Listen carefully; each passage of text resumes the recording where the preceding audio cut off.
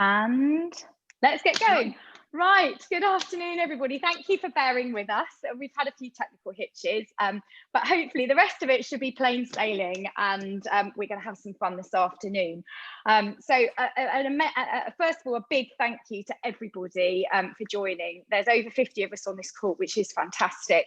We probably wouldn't have got that turnout had we have been doing it in the usual way, which would have been face-to-face in a village hall. So that again just shows you the absolute benefits of this new virtual world that we are living in. So I just want to introduce myself very quickly to start with, and my three, I would say, willing volunteers that are going to be helping me this afternoon. So most of you know me, I've got a lot of customers on here. So my name's Lindsay Sadler. I'm a Thermomix team leader now. Oh, hello. I've got a little one that wants to say hello as well. She likes to appear on camera. There you go. That's the right. You go and see Daddy, or your brothers and sisters rather. I've been a Thermomix advisor for just over 2 years. I had a huge year last year. We've created lots and lots of new customers. So a lot of you on the call this afternoon, which is fantastic to see. So thank you for making the effort. And this is all about you. So this is all about the support that we give to you as our customers for buying your Thermomix. And our job is to support you along the way. So that's me. And we've also got Michaela. I don't know if you can say hello, Michaela. Hello. We've got a video of Michaela coming on, but we'll come to her shortly. So Michaela, do you want to just say a very few words just to introduce yourself? Yeah, hi, I'm Michaela, and my Thermomix ID is Duchess of Andor.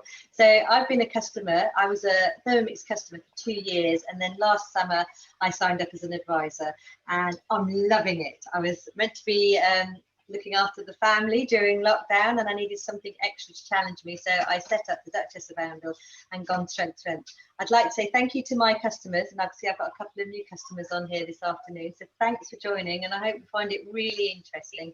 And yeah, I just obviously my point I want to say is that I'm not a chef, just a regular Joe, but I found that the Thermomix has really taken my cooking to another level, and especially with the Cookie Do recipe platform, it really gives us loads of inspiration and just helps me doing regular family cooking. So welcome. Great. And Sue, do you want to just say a few words to introduce yourself as well? Hi everyone, my name's Sue. I'm in Newark. I've only been in the UK since November last year. I can cook. When this lockdown ends, I'm hoping to open a cookery school. And my thoughts were, I can cook, I don't need a Thermomix, but actually it's a fabulous piece of kit. Whether you can cook or you can't, I've found it's made me a much more adventurous cook.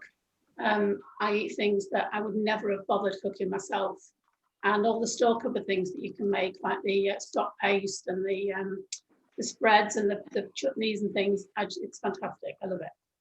Brilliant, thank you, Sue. And finally, last but not least, we've got Glynis, otherwise known as Glam Glyn. Hi everyone, good afternoon. I'm Glam Glyn, the kitchen lady, and I got my Thermomix after 9 years of looking at it. I finally persuaded my husband that we desperately needed one in the house, and he was so against it, I can't even begin to tell you. I don't cook. I can cook, but I don't cook ever. I'm really, really lazy, and I'd rather get a delivery. And my husband does cook. He does all the cooking. And I got my Thermomix at the end of November, and it's called Theodore, by the way. This is Theodore, and I have just fallen in love with it. Fallen in love with all the recipes on Cookie Do. The kids, my children, Henry and Georgina, are 13 and 11, and they're using it. And my husband, who was very, very anti it from day one, has slowly but surely come around to it, and now I'm wrestling him for it to actually use it. So don't be like me. Don't wait 9 years. See what it does today, and you will just love it, just like me. Hello to my gorgeous and glamorous clients who are joining me today, and I know a couple of you are cooking along, so good luck, we can do this, and I'll speak to you all when I do my course. Brilliant. Marie, I think maybe you could unpin me now, actually, because we want to have the camera on Sue. who's going to take us through the Irish soda bread to start with. So you'll have all seen the menu. We've got a few things to do with you this afternoon. We're doing Irish soda bread, and then Sue is doing the soda bread and the Masala Hake.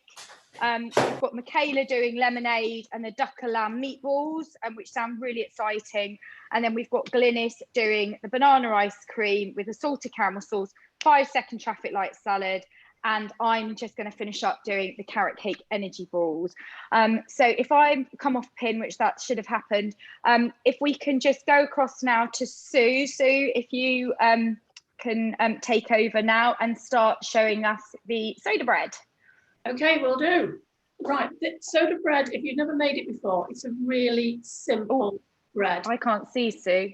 Oh, I'm here. Can you hear me? I can hear you, but I can't see you. Second. Is that me, or can everybody else see? So No. might Just go and pin her again. So top right, I can't pin now. Okay. No, can't see Sue. Brilliant. Lindsay. Oh, there we are. There we go. Not sure it's an upgrade, but there we are. Right, so soda bread is a really simple recipe because you don't need to use bread flour, you don't need to use yeast, you don't need to prove it, you don't need to knead it. How simple could it be? You mix it, you shape it, and put it in the oven. So let's make a start. I've got the oven on 200 degrees or gas mark 6, so that's nice and hot for when I need it in about 3 minutes time. I've got a baking sheet here that I've floured and a knife ready, and I've got a floured board here ready as well. So let's kick off. So I'll just click on start cooking. So it says preheat the oven. I've done that, so I can move on to the next. Dust the baking sheet, set aside. I've done that.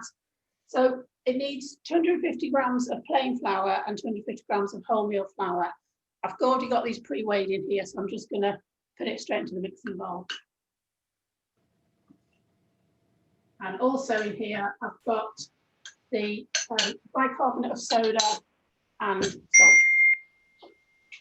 Okay, so some people in the chat are saying that they can't see Sue, and Darren's helpfully pointed out, if you click on the top right where it says view, select speaker view, not gallery view. Okay, so for those that can't see Sue, if you can just select a different view and hopefully you'll be able to see her. Okay, someone's put in the chat 250 grams of both flours, and yes, it was. So 250 plain and 250 wholemeal. 1.5 teaspoons of salt and 1.5 teaspoons of bicarb of soda. So I have those already weighed out in the bowl, so they are now in my mixing bowl. So insert the measuring cup into the mixing bowl lid and speed 5 for 5 seconds. It's just going to mix everything up.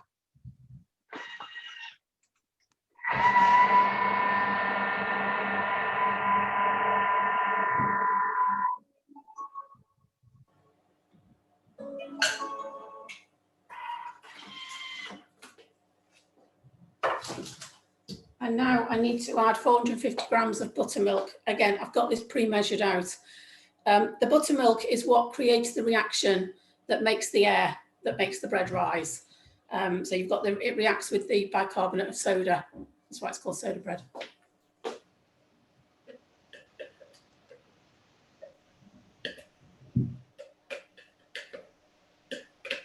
Has anyone else made the soda bread yet? You can answer in the chat, or you can take yourself off mute and say whether you have or you haven't.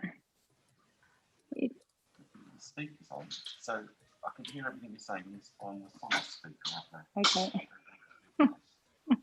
So it now needs 25 seconds just to mix together the dry and the wet ingredients.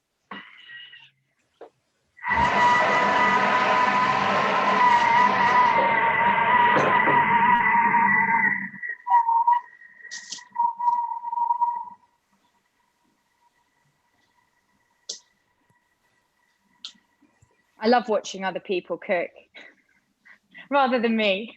It makes a welcome change.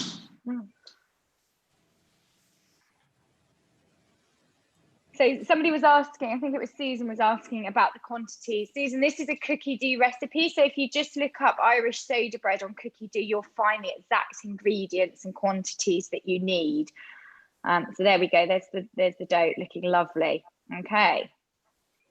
So it says, working quickly, tip the sticky dough out onto a floured surface and bring together in a ball.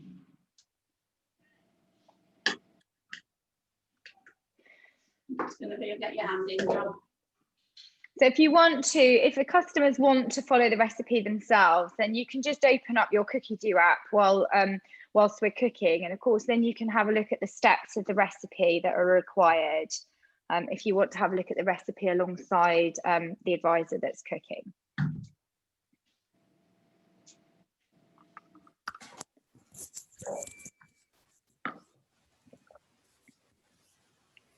So this is the bit that I often find a little bit tricky because the dough is quite sticky, but it needs to be sticky because if it's dry, you won't get a nice bread out. It can help at this point if you find it too sticky to handle, and this is the same with any bread actually. It can help to have either oil on your hands or just slightly damp hands, and then it won't stick to your skin.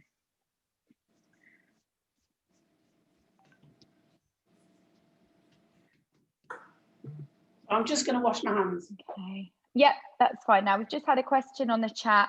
What's the best way of making buttermilk? Well, actually, and this is an interesting question, and I get asked this a lot. Now, if you make butter, Jack, the way that comes out of the butter, so the butter then splits, the cream will split into curds and whey, and the curds is obviously the solid bit, which is your butter, and then the whey is what we call buttermilk, but actually it's fresh milk when it comes out. So the buttermilk that you want for the soda bread is an acidulated version. It's got sort of live cultures in it, so you can't really make it unless you want to sort of add some lemon juice to fresh milk and kind of just sort of cheat and sour it in that way. To be honest, if I was making soda bread, I would just buy buttermilk in the supermarket rather than trying to make it. And do you really need 450 mils? Again, that's an interesting point. I don't use all 450 mils because I find it really quite difficult to handle. So let's go back to Sue. Okay, so did you use all 450 mils, Sue? I did, yes. Yeah, okay. You can see I've shaped it into a sort of ball shape, and it says to cut it in a large cross, right across. Now, there are some theories as to why we do this. Some people say because it's a traditional Irish recipe and because of their Catholic heritage. Some people say it's to let the fairies out. What were fairies doing in my bread? I do not know. But actually, it's to get the heat in there properly and it gets a nice rise on. So that's ready. That's going to go in the oven now. So how simple was that? Yeah, really quick, really easy. So it means you can have bread on the table within about an hour of making it from start to finish. So that's really good if you suddenly find yourself without any bread, you're making some soup for lunch, think, oh, I'll just make a little bit of soda bread first to go alongside it. Brilliant. Okay, Sue, well, thanks very much for that. And now we're going to hand over, hopefully, to Michaela. And we are. So Marie, if you can unpin Sue and pin. Do it slowly, Marie. There we are. Do it slowly because my machine has just rebooted itself. Sorry, you could. That's okay. Don't worry. So what I'm about to do is I'm about to make some lemonade, and this, for those that are stuck at home with family, is absolutely fantastic. It's super easy. I'm just filling in time while my machine rebooted there, but you know, you can make this with many different fruits if you like, and there is many versions on cookie dough, but I'm just going to do the standard lemonade, and it's really high, really immune boosting because you get loads of vitamin C. So if I just go into the cookie dough recipe, I'm going to start the cook, and what it's saying is put 2 to 3 lemons unpeeled, so literally I've just cut them in half, put them into the machine. Then it says 100 grams of caster sugar. Now, a really interesting fact to everybody, do not buy caster sugar once you have your Thermomix machine. This is granulated sugar that what I do is, this is my caster sugar jar. I make it from granulated sugar. It's 3 seconds on speed 9, saves myself a fortune. So what I'm going to do here, it's saying 100 grams of caster sugar, but we're not, I cut down everybody's sugar intake in our house. So I'm only going to put in about 65 grams just to reduce the amount of sugar in there. So press next, and it's asking me to add 500 grams of chilled water. So I put that again for the new customers. You can see on the screen, but we've got built-in weighing scales here. So all I'm doing is I'm weighing directly into the machine. I don't have to have a separate weighing scales. It's just all directly into the machine. So I'm going to press next again. It's asking me to put the lid on with the measuring cup. So this, what comes on the top, is also a measuring cup. I love German engineering. Right, it says hold it in place just because it's going to really kick off. This is so for 2 seconds, turn it up to speed 10. It's going to be a little bit noisy. So press next again, and it's asking me to put the remaining 500 grams of water in. So I'm tearing it just to get it back to 0 and putting in 500 grams of water. Oh, look at that, I'm tiny little bit short there. That's me thinking I can do it by eye. Hold on. So we've just had a question from Tammy to say, can you use sparkling water? I don't see why not, but I think by the time you've whizzed it up, you're going to lose all that gas that's in the sparkling water. So there's a recipe for that, Lindsay, on Cookie Dough. And what you do at the beginning, you use your water and your ice, and then you add right at the very end, you add your sparkling water. Yeah. So now it's asking me to insert the simmering basket. So another accessory that comes with your whole machine. Press next, and it says hold into place with a spatula, which I'm not going to because I'm used to doing this. Press next again. I've got to sieve it through. So what the simmering basket's doing, look, as you can see, it's acting like a sieve, and I'm pouring that directly into my jar. And that, ladies and gentlemen, is homemade lemonade with reduced sugar, no sweeteners, and it literally just took a couple of minutes there. And what you can see, look, I just show you that. Can you see that? That's the leftovers. You could actually use that to make a conserve or jam, or put it into something like a lemon curd. And then it's just telling me to add my ice cubes. And there we go. We have lovely, fresh, immune boosting homemade lemonade. As I say, there's plenty of other recipes on Cookie Dough as well. So watermelon, raspberry and mint. And the raspberry and mint goes very well with gin.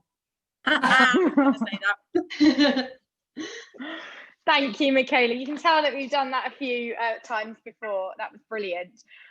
So yeah, if you haven't made lemonade and you're an owner, then you've got to do it, because it is absolutely brilliant, super quick, the kids love it, and actually arguably a little bit healthier than buying one from the shop ready-made with lots of additional sugar in it, and also a lot cheaper as well. And as Thermomix owners, we all love saving money. Right, okay, so now we're going to go back to Sue, who is going to start to take us through the sous vide function of the Thermomix and the Masala Hake recipe. But not the other person. I think so. They're doing. Sue, hang on. Have we got? If you could all mute yourselves again, that would be really helpful. Okay, so if Marie, I think she's pinned Sue, I can see Sue, that's fantastic. So the sous vide function was a function that was launched with the TM6, and everybody got really excited about it. Actually, you can still sous vide in a TM5 as well, because all sous vide is just a method of cooking using a water bath at a constant temperature. And this is why the chefs love a Thermomix because they hold the ingredients in that at a constant temperature, which is absolutely invaluable when you're making things like those hot sauces such as hollandaise or béarnaise.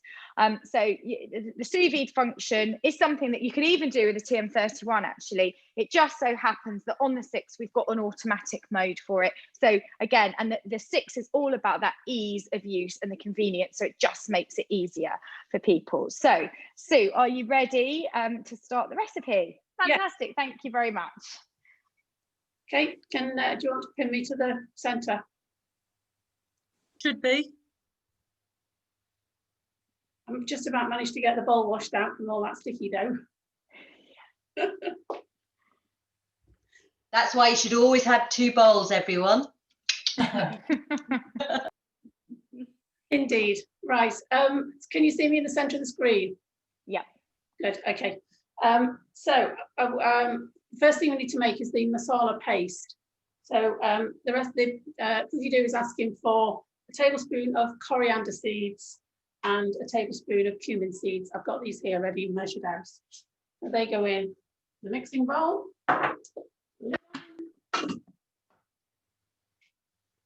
And this needs to roast them, and it's going to take 5 minutes.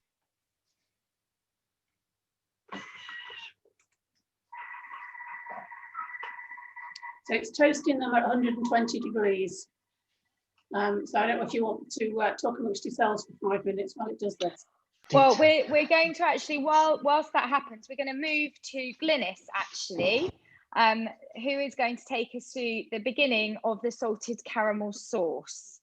So you don't have to talk amongst yourselves. It's a bit like watching paint dry when you're tasting spices or doing these sorts of steps in the Thermomix.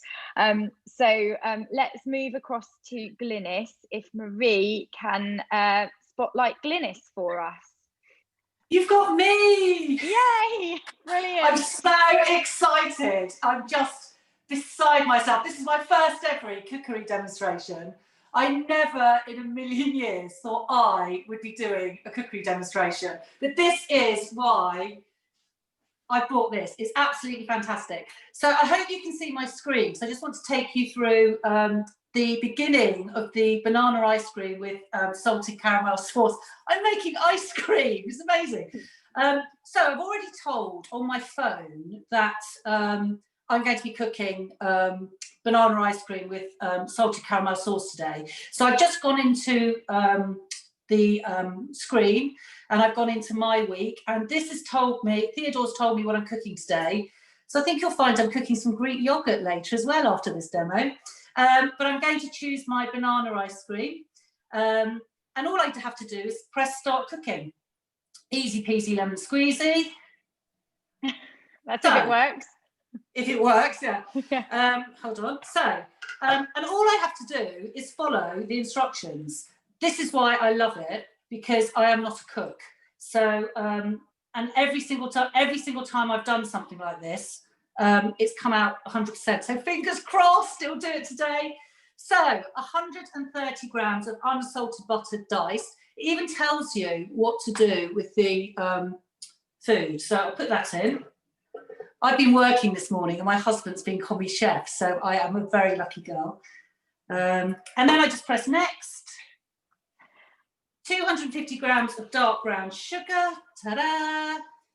I made him go to the shops this morning to get this because I only had light brown. They said the recipe says dark brown. But you would have been fine. You would have been fine with just white granulated, and you would have also been fine with light brown sugar. Yes. So you can, it's interchangeable, but the dark brown sugar will just give it a richer flavour. 130 grams of double cream. That's going in there. The built-in scales are incredible. Next. And let's just ask a question. Sorry, Glynis, to interrupt you. Could you use like coconut sugar instead? I'm sure you can. It would just alter the flavour. Slightly. So I'm now going to add the salt, and this obviously makes you the salted caramel. Now we're not big on salt, so I'm just going to put a little bit in there, just to give it that little bit of flavour. So salt or salt to taste, it says. And then it says without the measuring cup. This is amazing. It's a German machine. This is actually a measuring cup, which is part of the lid, which is just, it's an amazing piece of kit, it really is. So there we go, put that on, next. And then I just turn the dial, and I hope you can see it.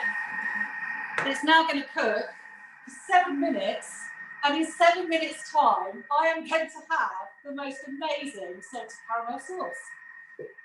So over to Sue, back to Sue, yeah, but I was just going to pick up a little bit on the salted caramel sauce, because again, this is a recipe to all the customers that are joining us, that if you haven't done and you've got children or you've just got a sweet tooth, you absolutely have to make this.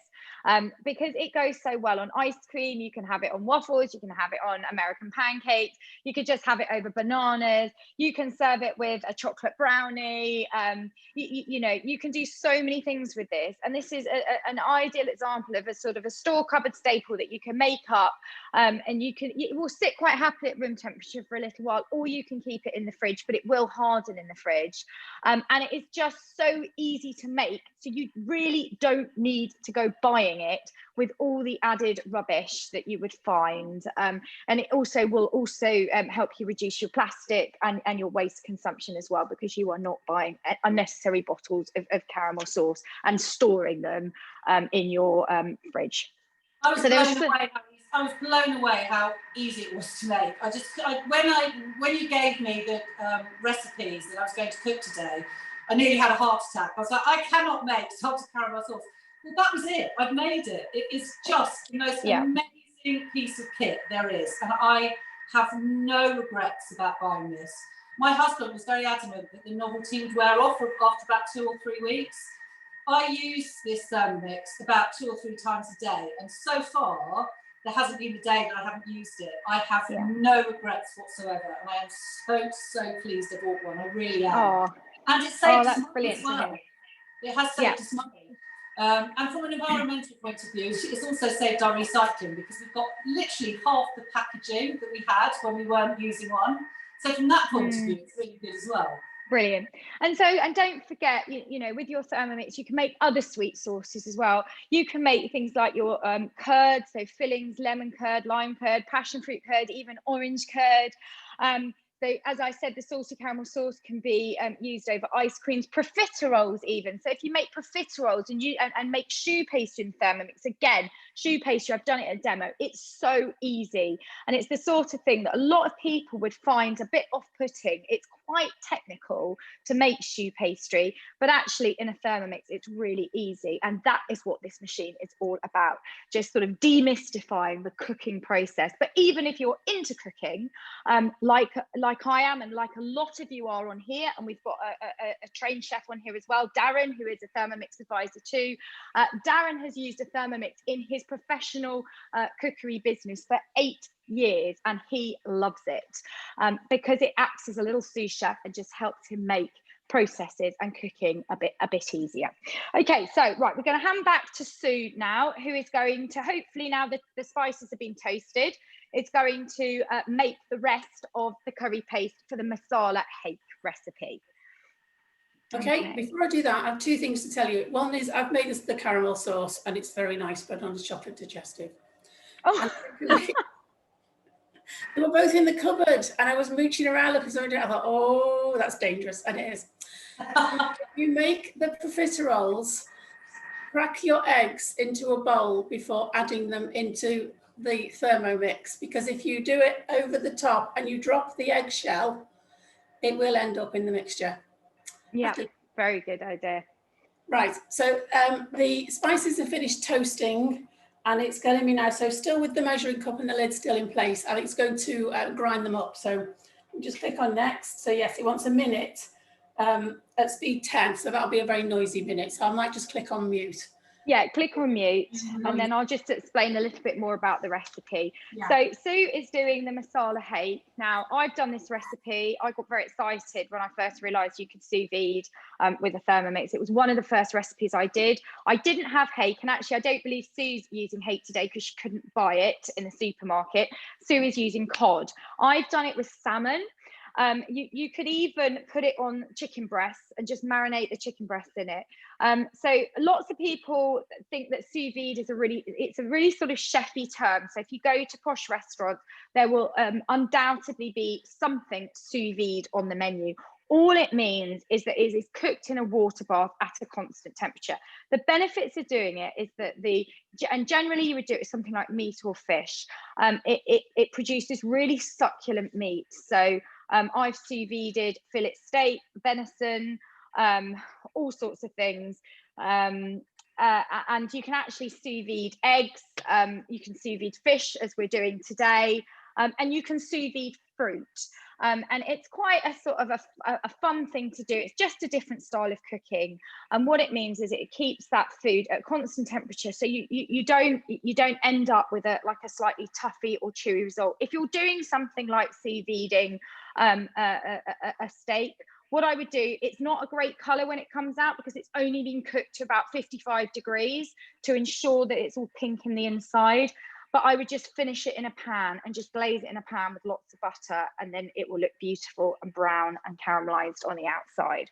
So Sue, have we ground there? We have. We've ground it up. Fantastic.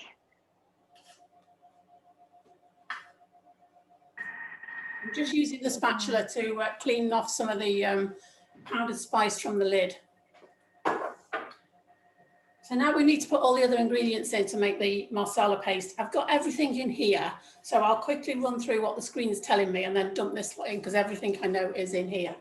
So 30 grams of groundnut oil, 60 grams of tomato puree, 10 grams of fresh root ginger peeled and chopped into 2mm slices, 10 grams of fresh coriander leaves, 1 red chilli halved and de-seeded, 3 teaspoons of garam masala, tablespoon of paprika, 2 tablespoons of ground almonds, and a teaspoon of fine sea salt.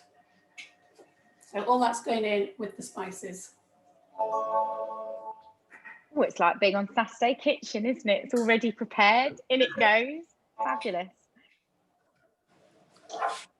Okay, so Marie, can you pin Sue again for us? We've just had a question on the chat about peanut oil. Peanut oil is actually groundnut oil, so you will find it as groundnut oil generally in the supermarket. If you can't find it in the supermarket, you would either find it online or in an Asian food store as well. I just used vegetable oil because I didn't have any. Yeah, exactly. Or you can just use a vegetable oil. So I'm just using the spatula again to scrape down the sides.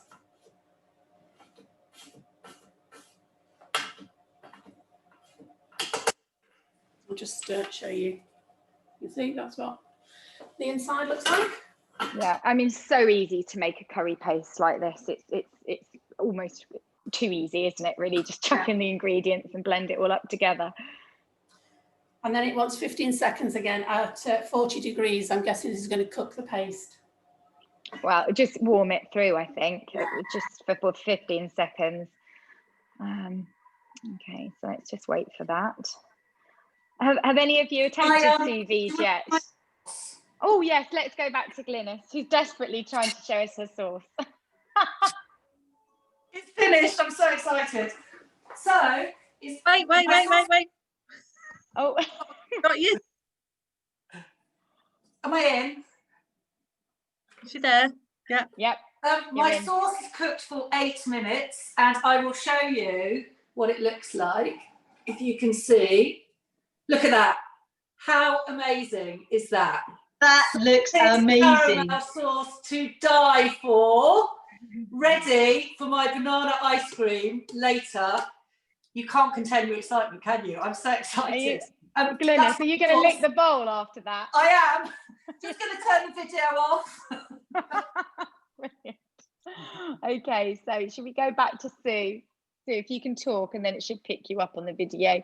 Okay, so the paste is now done. If you can see that in the bowl, Yep. It says to transfer it to a jar, and it will keep in the fridge with an airtight lid, and it will keep in the fridge. It doesn't keep for ages. So what I'm going to do when I've used the bit I need to put on the fish, I'm going to freeze it. So I'm just going to put it into an ordinary glass bowl for now. Yeah, we found actually, a couple of us have found that this won't keep for very long. If you want to keep it, you can freeze it. But because the paste hasn't cooked, it's slightly different to doing something like a tikka paste or some of the tandoori pastes on cookie dough, which use the cooking function and will cook that paste out for about 40 minutes.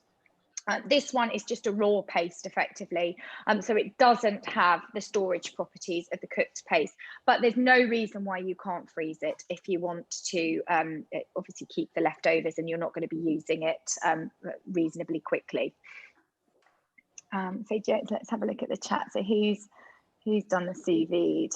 Go into chat. Oh, can't even work out my own phone. Brilliant.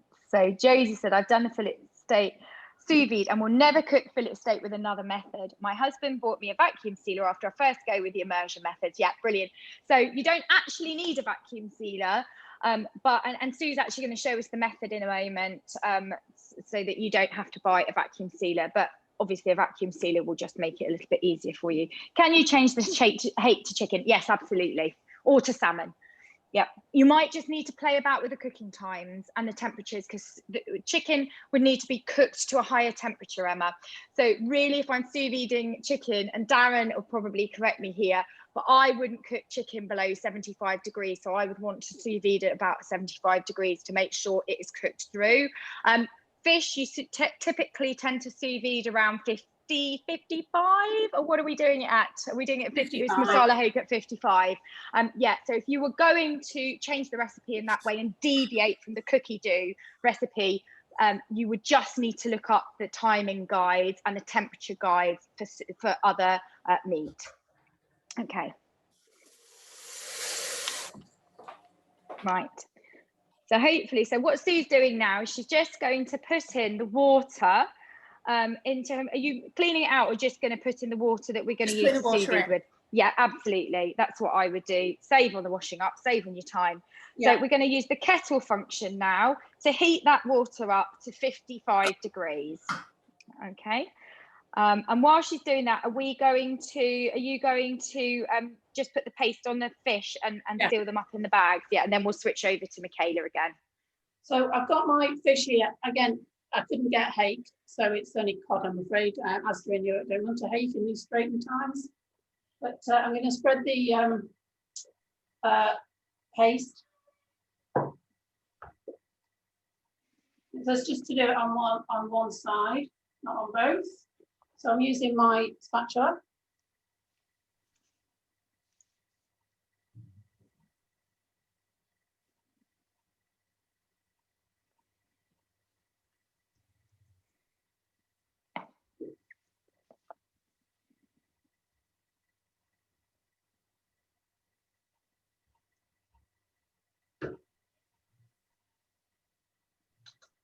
And now this is the clever bit coming up. So we've just got a standard Ziploc bag. Standard Ziploc bag. One piece of fish into each bag. Yeah, so this is unfortunately where you don't save on plastic if you use extra plastic. Yeah. So hopefully, if you can see this, I've got a glass bowl on the worktop here with some water in, and I'm going to put the bag in and sink the bag down, and that will force the air out of the polythene bag. And crucially, the opening is above the water line, okay? Because obviously you don't want any water in that bag.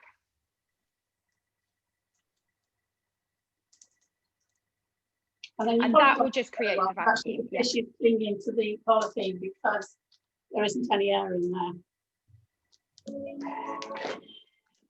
So the kettle function has done its bit, and the water is at now 55 degrees. That's perfect timing. Okay, so Sue's just going to demonstrate that again. So you sort of partially seal up the bag and just leave a little gap at the top, and then submerge that bag into the water. Can you see what she's doing? And then the pressure of the water will force the rest of the air out, and you just quickly seal it up. And there you go. You've got a perfectly airtight bag. It's really, really important that you use an airtight bag. Otherwise, what will happen is that your whatever's inside will just float on top and won't cook properly. You have fish soup. Okay. And you have fish soup. So now we're going to use the simmering basket to cook this. So turn that lid off. Put the bags with the fish in the simmering basket. Try and put one on one side and one on the other, so there's a bit of space between them to allow the water to circulate. Tuck the bags round, and hopefully it's a fairly good fit. And this is actually the reason why the new simmering basket that comes with the TM6 has got a lid on. It's to facilitate the sous vide and actually to keep the bags inside it. You don't actually, if you want to do a greater quantity, you can pop the blade cover in and sous vide directly in the Thermomix bowl. So they're now sitting in a lovely warm bath of water. I'm going to pop this lid on. And it's going to want 20 minutes. So I'll just turn the dial so it starts cooking. And it's going to cook now for about 20 minutes. Brilliant. And so while it's cooking away, we're going to hand over to Michaela, who is going to start the dukkah lamb meatball recipe. Yeah, hi, thanks, Lindsay. So I'm going to do the dukkah lamb meatball with quinoa and yogurt sauce. And for all my customers, you know, I've never done it before. So live on cooking demo, I'm just going to show you how easy it is. So my first instruction is saying 1 to 2 garlic cloves. Next is saying a tablespoon of olive oil. Sorry. There we go. And next it's going to mix that up. So I say cookie dough really does actually help instructions and timings and quantities. So you will find that you actually do so much more once you get used to using the cookie dough recipes.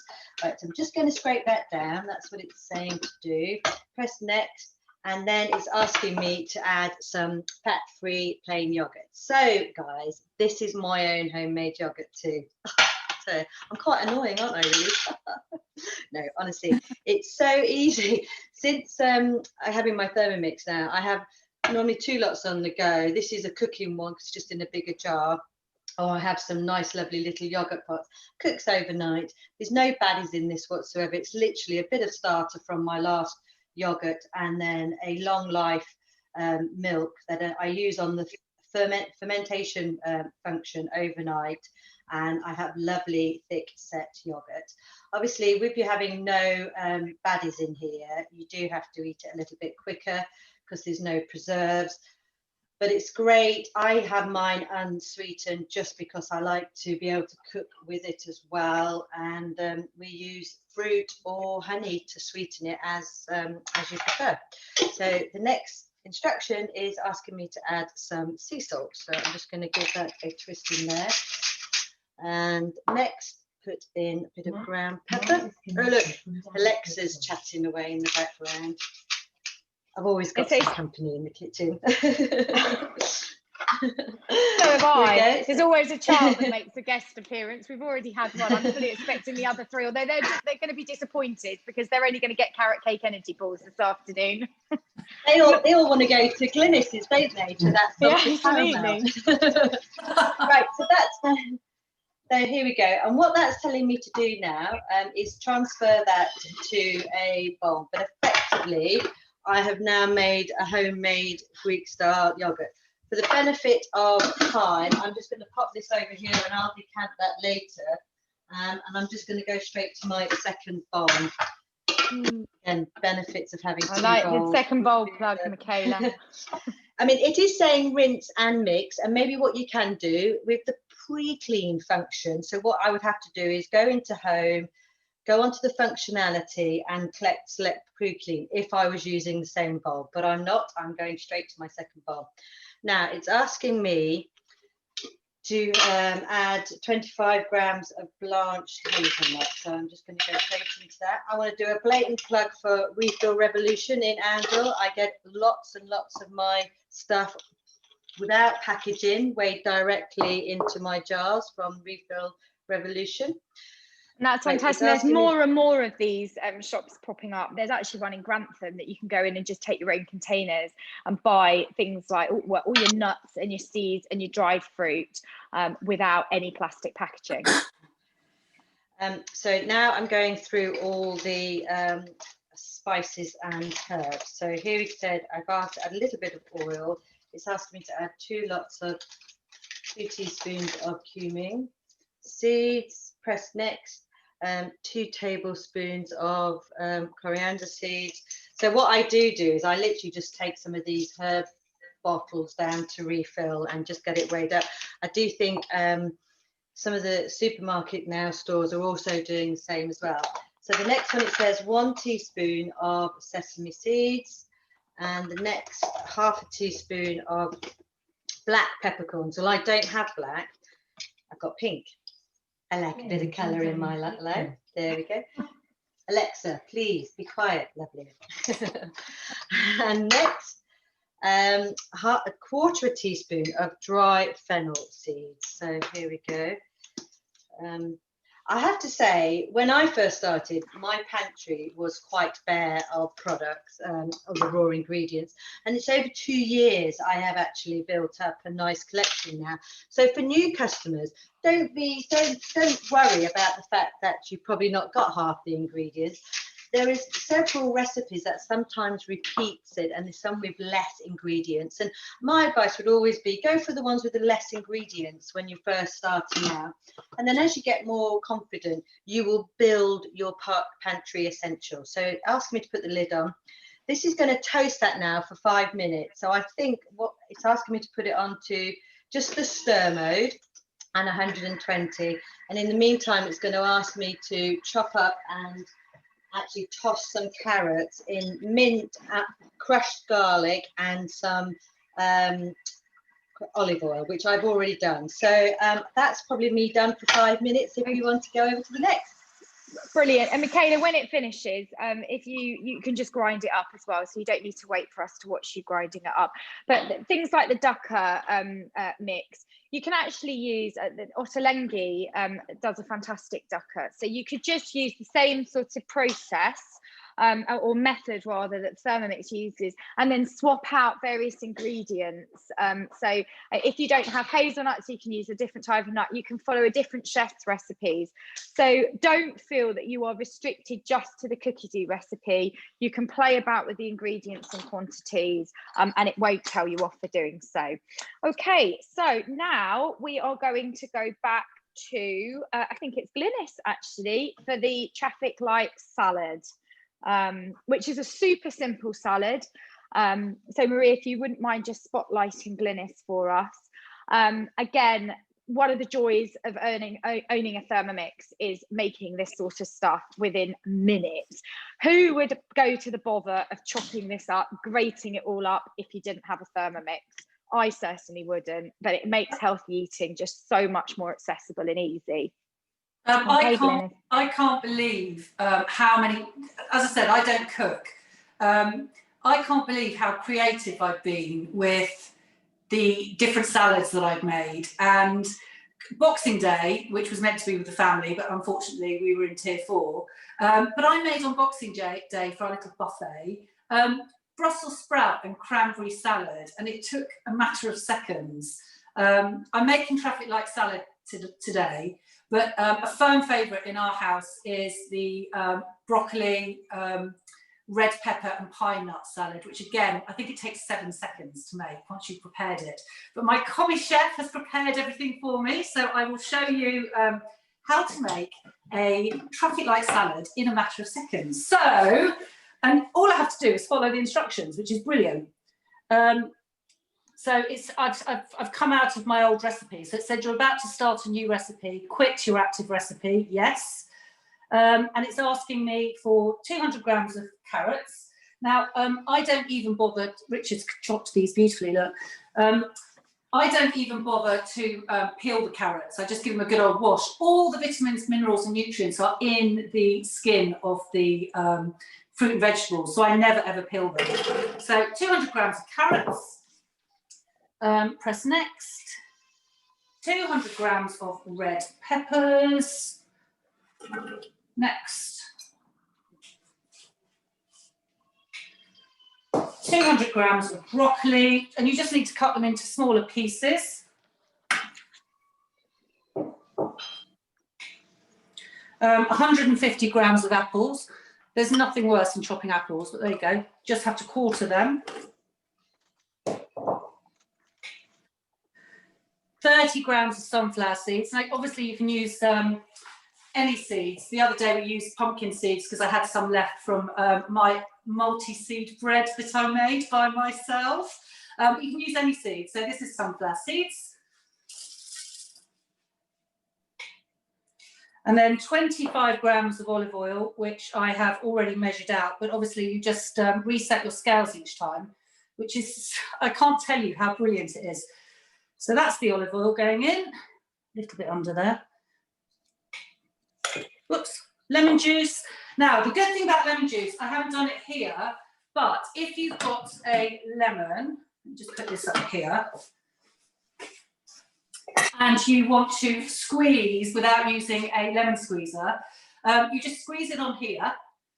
And in here, there's a tiny little gap in the measuring cup, and it uses, it catches all the pips and the pith, so you don't even have to use a lemon squeezer. So I did that earlier, but that again is such, everything on the machine it's got a function, so it's just fantastic. So you can also use the lid and the measuring cup in the same way to separate eggs. Yes. So if you're making a meringue, you can just crack the egg on top of the lid. As long as the measuring cup's inside, the egg white will drain down into the bowl and you'll be left with the yolks sitting on the surface of the lid. It's just fantastic. Teaspoon of honey. Can't get round, sorry. I'm trying to be like a Blue Peter presenter, but it's not working. Hold on. Dijon mustard, 1.5 teaspoons. We like a bit of mustard, so I'll put a bit more in. There we go. Next, so it's making your dressing all in the same machine. No washing up, it's amazing. Salt if you want it. We love pepper, so a bit more pepper. Next.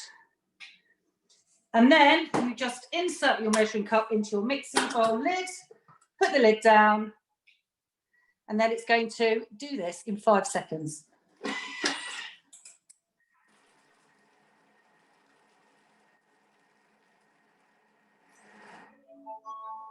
Tells me it's ready.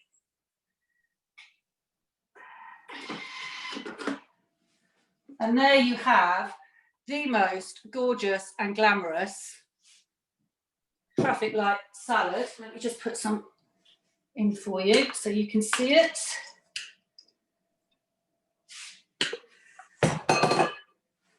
How to make your kids eat veg. That's the way. It's absolutely fantastic. How easy was that? So, yeah, it's just the salads, all the different salads on Cookie Do they're just incredible. There's such a huge variety, and there's 60,000 recipes. So I've had this Thermomix for 2 months, and I haven't cooked the same meal twice. It's just, once you start, you can't stop just going through the app. Yeah, it's like a bug, isn't it? You get do that and plan. I've never in my life planned my meals, and I can sit and plan my week of what we're going to eat. I can create a shopping list. I can either tell that shopping list to shop at my shop, or what I do is forward that shopping list to my husband, who goes and does the shopping for me. He is amazing, Glynis, isn't he? I'm a very lucky girl. The other side is really popular. Today. So hello, Susan. Well done for producing a lovely boy for me. Oh, fantastic. And we have lots of recipes on Cookie for you to discover. There's a really lovely raw beetroot, apple and carrot salad, which I've done as a demo at Michaela's house a number of times. That always goes down really well. And of course, you've got all the warm, they've got all the warm salads that you can do. So you can steam your couscous or your quinoa. You can, at the same time you're doing that, you can then steam the chicken breast or some fish to go on the top or in the varoma. Yes, then you can just put it all together and make the dressing. So it makes it really super easy. I'm very jealous of you making that this afternoon, Glynis, because that's just the sort of thing I'd like for lunch.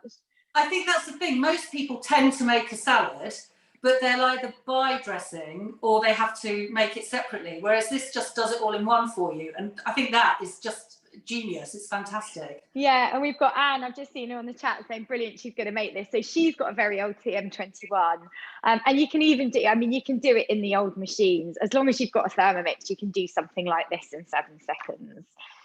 Okay, right, brilliant. So we're going to go back to Michaela now, who is going to just pick up where we left off on the meatball recipe. So I've already ground all that up, look, and the smell is so, it's comforting. That's your dukkah, the spice perfect. Yeah, the lovely. The dukkah. So it's really gorgeous, but all lovely freshly made. So now it's asking me to add 400 grams of mince broken up. So a little tip here, I mean, it won't matter so much for meatballs, but to help keep the a firm texture and not get too watery, have it still partially frozen, and then it actually grinds without getting too mushy. Right, so I'm going to put the lid back on. It's asking me then to, it's going to now mix all that together for 10 seconds. So yeah, so going back to is every accessory that comes with the machine has a function, and you'll find following the cookie dough recipes, when you're probably not so confident, it will instruct you when to use what. So here we go, look, it's now asking me to transfer to a bowl, and I'm going to make some meatballs, but I'm not going to put it in a bowl because that's just like wasting time, really, isn't it?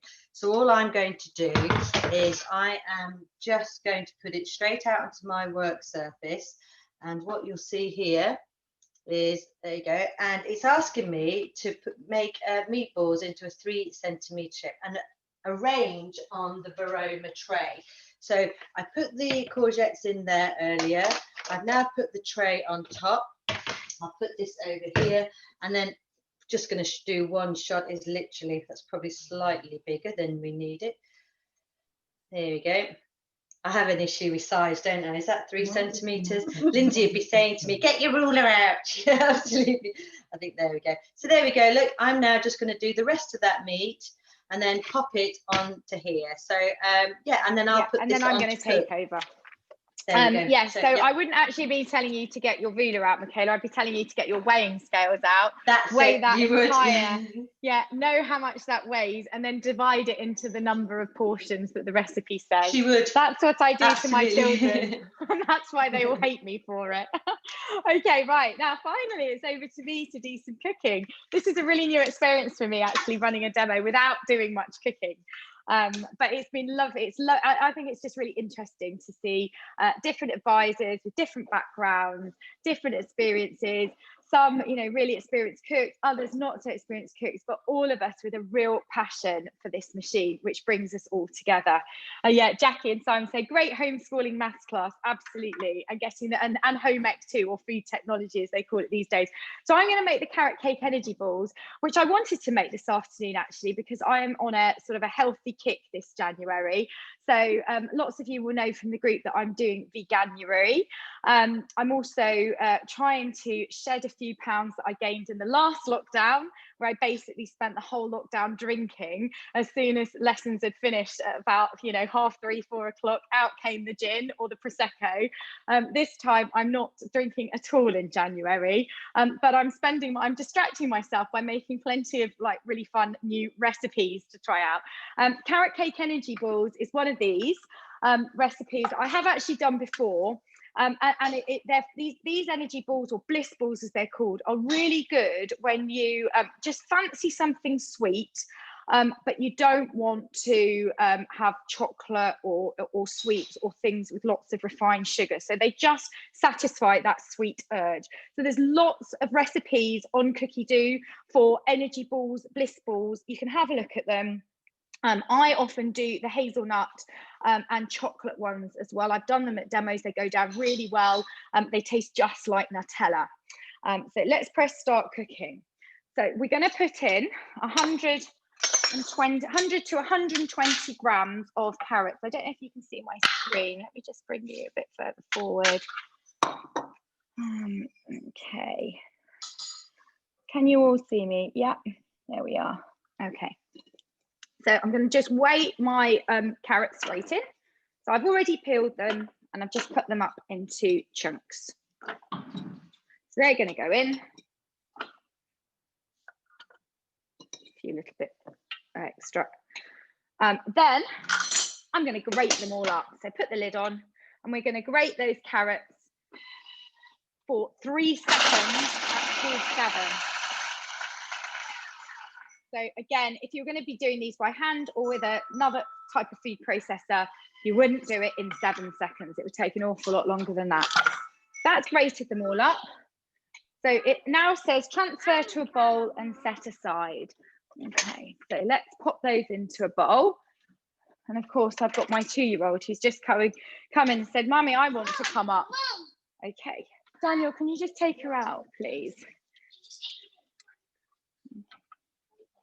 So let's pop them into a bowl. I haven't put myself on mute inadvertently. No, that's all right. Get them out. They've come out. Now it wants me to add in 3 medjool dates, pitted and halved. Well, I don't use medjool dates. I'm a bit tight when it comes to buying ingredients. I just use the regular dates from Lidl. They're super cheap.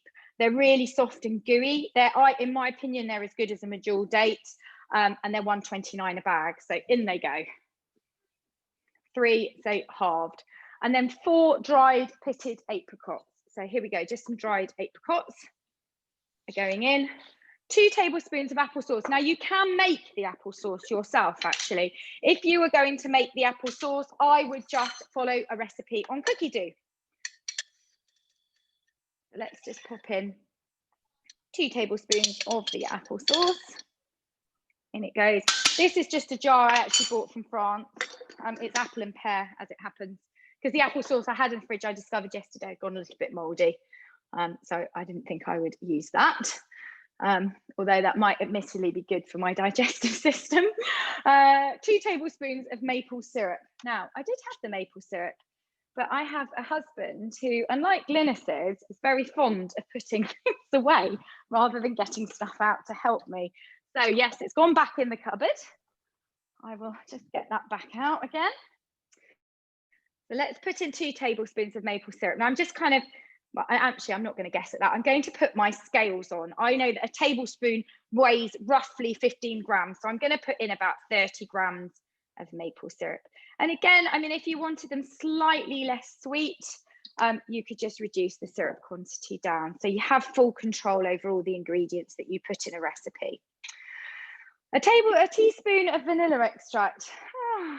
And again, my vanilla extract seems to have disappeared. So off I go again. Fabulous. Right, here it is around the other side. Let's put the vanilla in. Okay. And then wants me to put the lid on, click on next, and turn it to speed 7. So I'm just going to let that blend up for 6 seconds.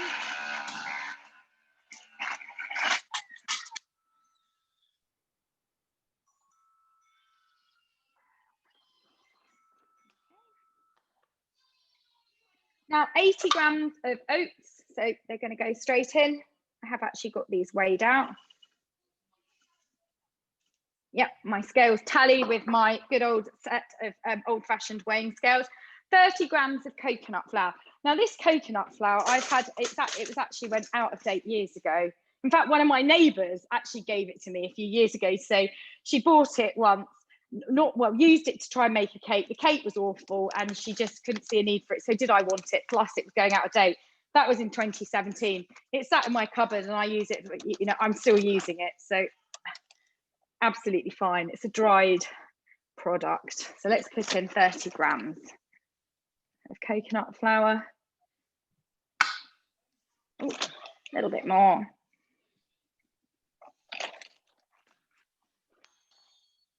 Gradually, I'll have to use it up and then I'll have to buy another one.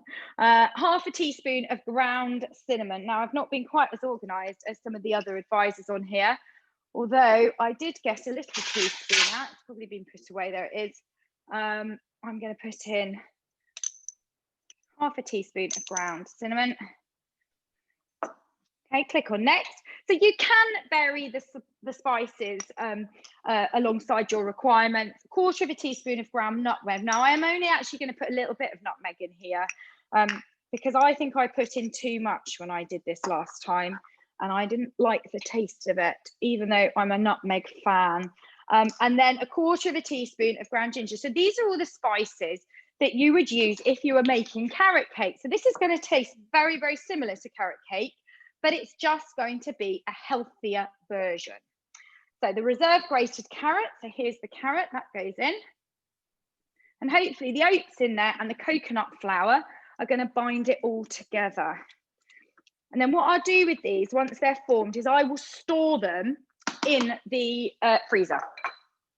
Because they've got fresh carrot in them, you have to treat it as a fresh product. So yes, you could keep them in the fridge, but again, they would have quite a short shelf life on them because of the grated carrot. So if you want to keep them over a period of time, pop them in the freezer. Put the lid on. And then I'm just going to turn that to speed 3 and it's going to mix it all together for me.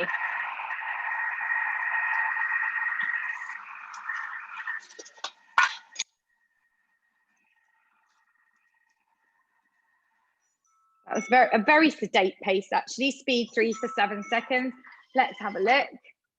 All right. So my oats are still quite whole. Okay, so scrape down the sides of the mixing bowl. And then I bet I'm going to be doing it again. Put that on and then turn it to speed 3 again for 10 seconds. If you wanted your oats a little bit more ground up, then you could just increase the speed here. Might actually do that. Now it's asking me, so if I just switch to here, you can see my tray in front of me. It's asking me to put a little bit of desiccated coconut down, and then you're going to roll them. So this is just like a coating. It's a bit like when you make a chocolate truffle. Let's put that a bit closer to you. We're just going to coat it. So you can see the mixture in the bowl. It's quite soft and squidgy. I'm just going to take a little bit out, sort of bite-sized, I suppose. There you go. Squish it together in my hands.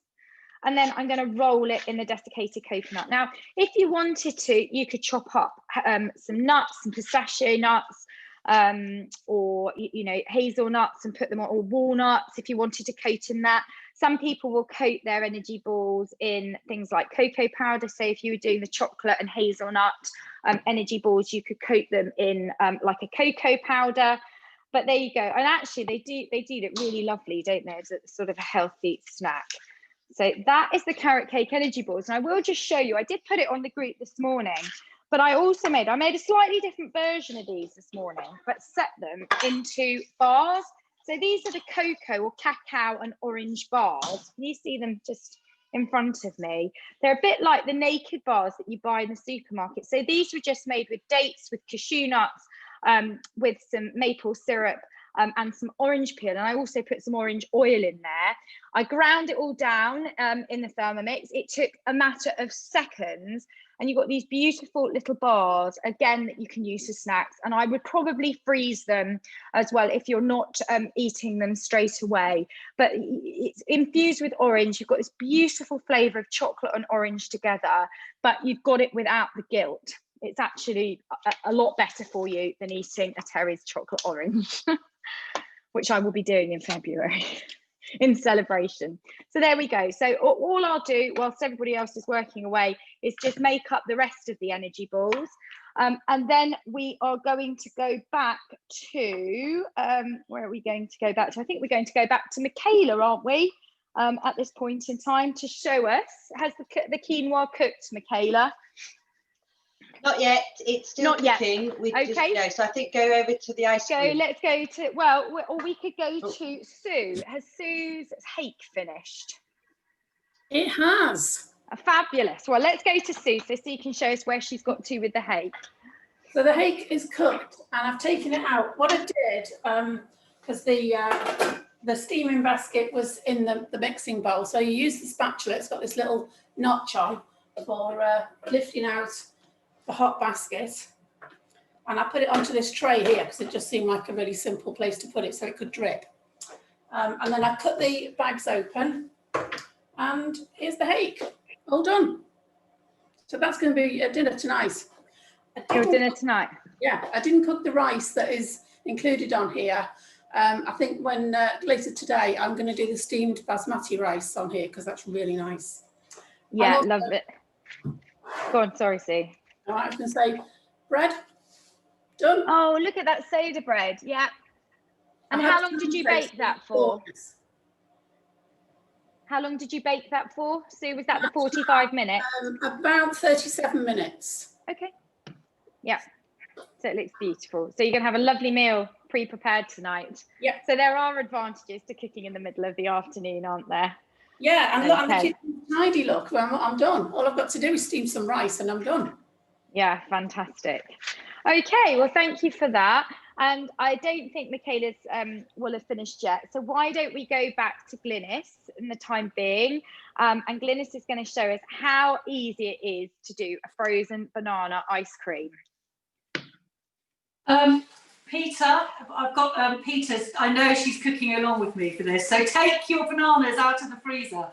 So one of the... Are you going to admit to the fact that you forgot to put them in the freezer last night, Glynis? No, I wasn't actually, thank you. Sorry.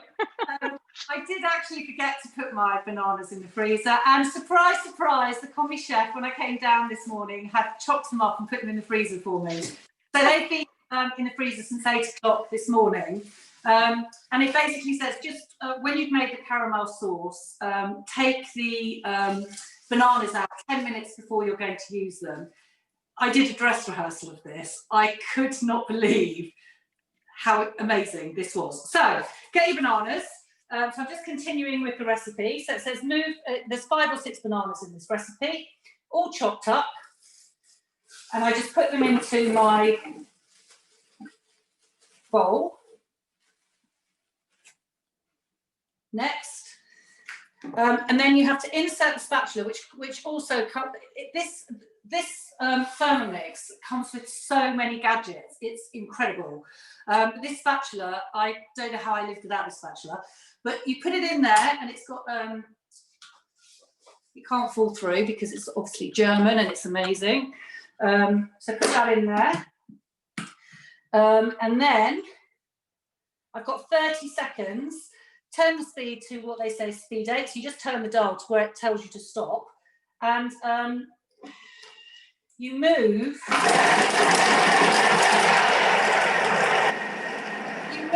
spatula around just to get all the bananas split up.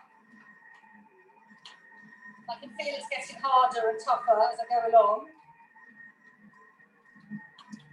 And that just keeps it going.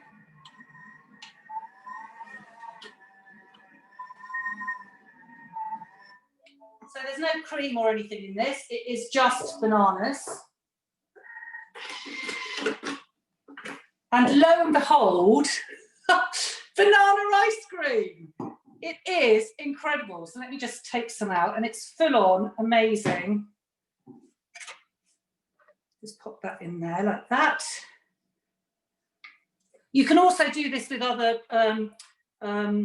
fruits as well. I did it with, there's a really good recipe with mixed berries, which is almost like a sorbet, which is just fantastic. So. Are you going to drizzle the caramel sauce over the top, Glynis, just to make us all really jealous that you've made this? Henry is beside himself with excitement that we're having this. So here we go.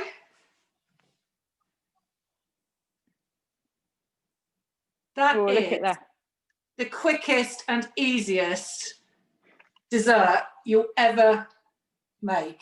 Yeah. Absolutely fantastic. Yeah, it looks beautiful served in that glass as well. So we're having and we're having that for supper with our traffic light salad. And then we're knocking up a little bit of a steak. So we're having some steak, and I'm going to make a peppercorn sauce in Theodore, which ordinarily I wouldn't do. I'd either buy it ready-made or I wouldn't bother. But it's so quick and so easy. I know I can knock up a sauce to go onto my steak as well. So that's dinner sorted. Fantastic. Brilliant. Yeah, my eldest actually, in fact, they're having steak night tonight. I'm not partaking because I'm doing veganuary. But Jamie will make the peppercorn sauce from scratch in the Thermomix. He does it every week. There's not many 14-year-olds out there that I think can actually lay claim to making a faultless peppercorn sauce. But again, it's a great way to get your kids involved in the kitchen. I mean, Henry just trotted in one day and made the Christmas cake for the family, and it was so lovely, you could smell that he made one for both sets of grandparents as well. So it was just brilliant. So, you know, it's made cooking fun for us, whereas Richard used to do all the cooking and he thoroughly enjoys it. The rest of the other three of us, we're just a bit rubbish. And I am now actually a proper real life domestic goddess. So yeah, loving it, absolutely loving it. That's really nice to hear. I just can't stop, you know, looking through the recipes, choosing different things to eat that we would never normally have, making my own bread, making flatbreads. I'm certainly going to make those energy balls. They look fantastic. So they'll be quite good for Henry for his homeschooling when he's just trying to get a... Sorry, so my neighbours have just walked past. Just trying to get a, you know, something to munch on when he's homeschooling. So it's brilliant. It's really, really good. Fantastic. Hi guys. Okay, mine's finished. So let's go over to Michaela. Brilliant. That's perfect timing. Fantastic. So my Barone, I cooked it for 10 minutes. It does say increase it up to 15, and but because I'm going to be letting this stand for a while in a warm oven, I'm just going to go with the 10 minutes. So now it's telling me to set the Verona to one side, which I will do just over here. Press next, and it's asking me to transfer quinoa to a large bowl and cool down. Oh, look at that quinoa. So what the guy was saying earlier on, to get this simmering basket out, you literally use the spatula, and it's got a little hook here, look. Again, so we're not actually burning ourselves. And as you can see, the lid fits over the, there we go, it fits over the lid. So there we go, I'll just put that in there. Right, so press next, and now it's asking me to discard the cooking water. So I will just put that in, and press next again. So now it's asking me, while I was off screen, it just asked me to prepare some dates and carrots, so just chopping them up, a bit like Lindsay. I've just gone for the regular Joe Christmas dates actually. So it's asking me to place that into the bowl. So I will just place that in there. Press next. 20 grams of tahini. Now you can make your own tahini, and I do sometimes, but I hadn't for this one, so I've literally gone back and reverted back to a jar, bought one. But it's really simple. There is a guided recipe to follow on Cookery if you want to make your own. I think I've just flicked some of that over on the dog, so he'll be happy. It's a bit like peanut butter. 15 grams of cider vinegar. Now look at that. I absolutely thought I'd got every single ingredient ready, and I forgot one thing. Here we go. So 15 grams of cider vinegar. Oops, slightly over. That'll be cold. There'll only be me eating this. 70 grams of blanched hazelnuts. So Again, I'm just using regular hazelnuts. They will chop up in the machine, so I'm not going to worry about it. I guess having the blanched ones means that the sauce will be a little bit lighter than with the shells on, but high in fibre. 2 pinches of black pepper. Press next, a little bit of salt. And next again, put this on, measuring lid back, measuring cup back on, press next, and that's going to grind all that up for 3 seconds. Press next. Right, it wants me to transfer that to the quinoa and mix it all well in. So, oh, look at that. Oh, yeah. Ooh, look at that. Fantastic. Again, these are just things that you probably, so carrots and dates in there, that's a bit like Lindsay's recipe, that should be good. But these are just things that I would never, ever have considered before having a Thermomix. So it really opens up the whole repertoire of recipes. I wouldn't say that every one of these recipes that I've tried have been warmly welcomed in my house, but they do give things a go. I get fully marked on how well or something tastes. Sometimes it looks terrible, but actually tastes amazing. But that's probably me lacking skills as a chef. So I've transferred that in there, press next. And then what it's asking me to do is serve the quinoa with the steamed carrots, courgettes and meatballs. So that's all the cooking done. I'm just going to hand back over to Lindsay while I plate everything up. Is it over to Lindsay? Oh, you're on mute, Lindsay, I think. Mute. Of course I'm on mute. There had to be somebody that started talking and somebody said, unmute yourself. Okay, so thanks very much for that. I'm blown away that we've actually managed to, we started a few minutes late, but we've actually managed to keep to schedule. So I hope you've really enjoyed this afternoon. I think we've kept to schedule actually more because we haven't put any cocktails or liqueurs in the mix, have we? It all went a little bit wrong when the toffee liqueur was made to start with on the Christmas cookery class. So we all drank that, customers included, for a couple of hours. So our timing slipped, but yeah, it just shows you how much stuff. I know we've all been chopping and changing between the kitchens, but it just shows you the sort of the variety of stuff that you can cook with a Thermomix. So I hope that's really inspired a lot of you, especially the new customers. And if we've got people on here that are thinking about becoming customers, because I know a few people had registered because they wanted to see the Thermomix in action, I hope that's given you a really good sort of view of everything the Thermomix has to offer. But it's a small snapshot, isn't it? Because we have done, what have we done? 6 recipes here. By the way, before I forget to show you, because I think it just flashed up on my screen, here is my carrot cake energy balls. There we go. I'll take a little picture and pop them on the group later. That's just giving you a small snapshot of all the 60,000 recipes plus, I think it's about 65,000 now, that are available on Cookie Do. It takes a little while to look through to Cookie Do and to, when you're getting going, to save your recipes, to create your favorites. But once they're there forever. And also that's what the customer group is all about, because when you join that, you will naturally be inspired by other customers and other advisors on the group as well, who are sharing lots of different recipes for you to try at home. So I really hope you've enjoyed this afternoon. It was a bit of a whirlwind. We got there in the end. It's been lovely to be joined by Michaela and Sue and Glynis, and of course not to forget Marie as well, who's been controlling the whole session and doing the very important job of monitoring the chat. We've also got Darren on here. I don't know if we've got any other Thermomix advisors. I think Henrietta is going to join, and Helen. If you have enjoyed this afternoon, please do ask your advisor about hosting a demo with some of your friends as well, because we are always looking for opportunities to show what this machine can do, not to just our customers, but also introduce it to new customers. And demos are a really good way for you to find out new recipes, get inspired by different seasonal ingredients, but also introduce your friends to the wonderful beautiful world of Thermomix, and who would want to miss out on something like this? So have you all enjoyed yourself? Just, you can pop it in the chat, or you can sort of come off mute and let me know. I hope it was really helpful.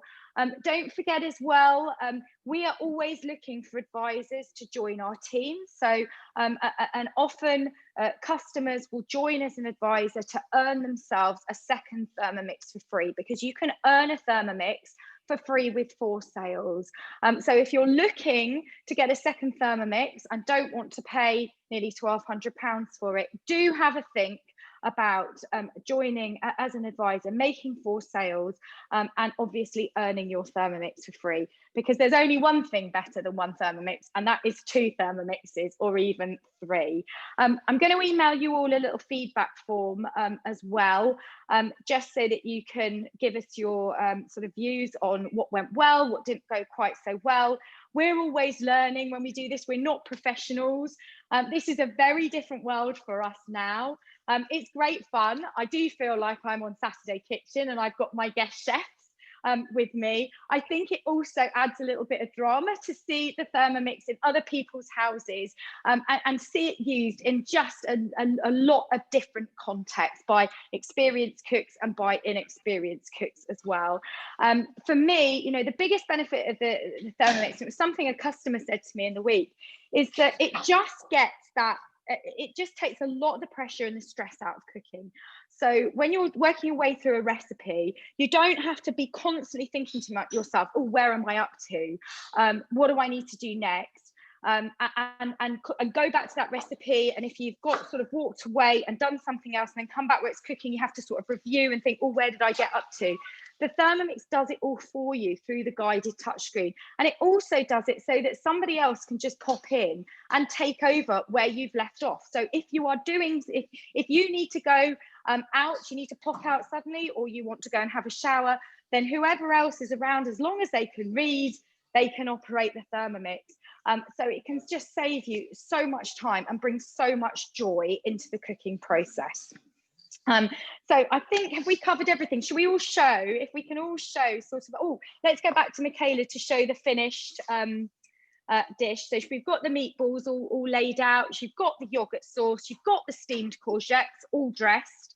And what else have we got there? Oh, the lemonade. I mean, how easy was that? That's whipped up in a matter of moments. That meal, incidentally, was from the Meals in Minutes book.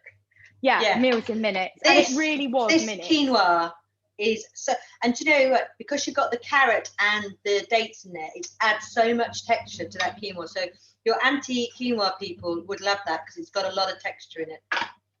Yeah, absolutely. So we've got one main meal. We've then got the masala hake and the soda bread from Sue.